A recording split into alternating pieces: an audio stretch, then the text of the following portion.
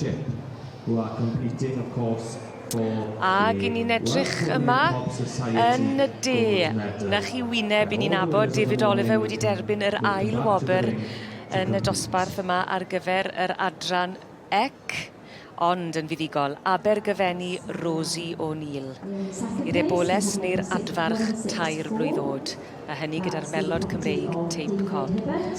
A Beth, mae yna rhywbeth pan i ti'n nabod rhywun sy'n cystadlu, ti'n buddsoddi mwy bron y bod yn y dosbarth a'r gystadleuaeth yna. Bos fi'n credu, a fi'n nabod y ddau sy'n ar y brig yn eitha da. Falch iawn dros y ddau o'n nhw, Jonathan a David, a wedyn ni'n gweld Eiros fyna yn gael y trydydd. Eiros Llyr Morgan, enw cyfarwydd iawn yn myd y cyffylau ac yn magu yn ochr Estrygynles. Odi, dangos Princeyon Lady Liberty heddi. Na hi Abergyfenni Rosie O'Neill.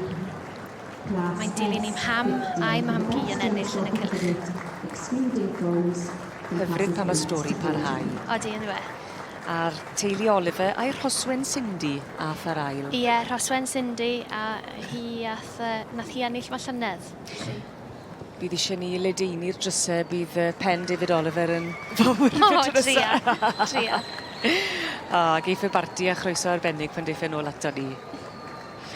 A llongyfarchiadau mowr iawn i Abergyfenni Rosie O'Neill yn dod yn fuddigol yn y de, y Merlod Cymreig Teip Cob.